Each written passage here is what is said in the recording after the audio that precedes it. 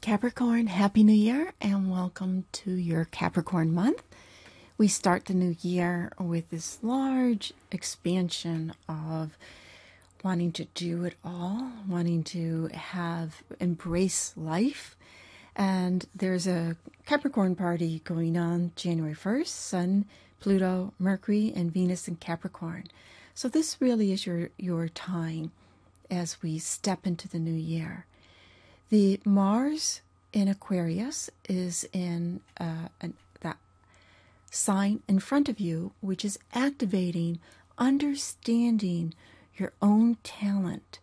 Put energy into developing your gifts. Put energy into being able to develop your financial resources, your gifts. What you can give to the world can likewise be able to increase your financial well-being. And don't be afraid to learn from others, that there is opportunity here to learn from other people, how they've done something, how they've accomplished something.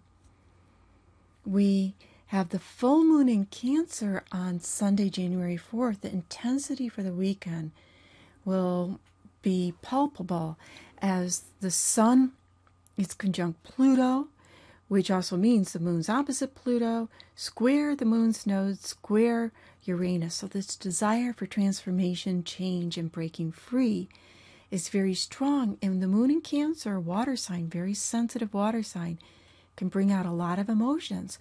For you personally, it is about having balance between doing what you need to do for yourself, having some time, space for yourself, and what others want from you. So how do you balance that? That will be will be your primary message. How do I balance between what I need to do for myself, being responsible for myself, and the responsibilities I may feel for others, or just the desire to be with other people that I care about? Mars goes into Pisces on January 12th. This is a shift of energy from the Aquarian, detached, air sign, let's get this done, this done, this done, I have this idea, this done, and it can be to feeling a little bit overwhelmed. Mars in a water sign can be a little bit overwhelmed. But use your intuition with what needs to get done. And it's also suggesting there could be something that comes up where you feel a necessity to communicate something forcefully, yet they may not you might think you said it very clearly, but the person on the receiving end could interpret it their own way. And you probably know people like that. They hear what they want to hear. So therefore, anything with communication, especially if you're in a work situation where you're responsible for getting a project done, just write it down. Be careful you just don't say something. Of course, there's times where you do need to communicate it, and that's the way the communication is. But get some feedback. Did you understand? What did you hear me say? So there's no misinterpretation around that communication.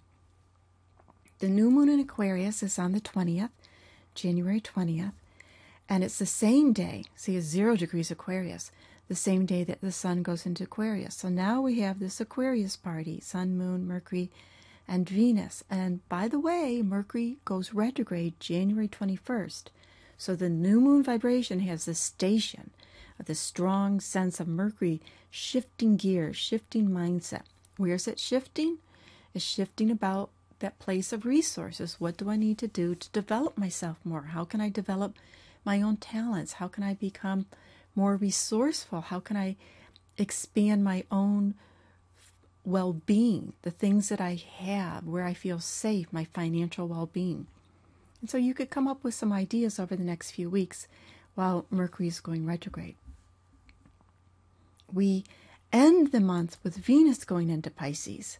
So on the 12th, the middle of the month, Mars went into Pisces, and on the 27th, she goes into Pisces. And Venus in Pisces is very romantic. There is a desire to create what is possible, to dream about what's possible. And around Venus things, whether it's a romantic relationship, whether it's what you love. It can be thinking about getting a pet, that would be really dreamlike. But then there's always this Saturn here that says, oh, is it practical? Is it real? How much is it going to cost? There's also this nature. See, Venus will be coming up to conjoin Neptune by the end of the month, which is only emphasizing dreaming the dream. There's nothing wrong with dreaming the dream, right? Because everything starts first in the visualization and then figuring out how to make it manifest in our personal world. And for you, this dreaming, this is saying that you might be communicating with a person by the end of the month, if you're single, that like on, online chatting, going back and forth, where you don't, especially if it's new, where it's still in the stages of what is possible versus how a relationship is after months or years of being with another person. And if you are in a romantic relationship that might have gotten a little bit stagnant and you desire, this can be more romance. This can be a very good time frame to communicate between the 27th and end of the month. Just to say, let's talk about our dreams. Let's talk about the possibilities.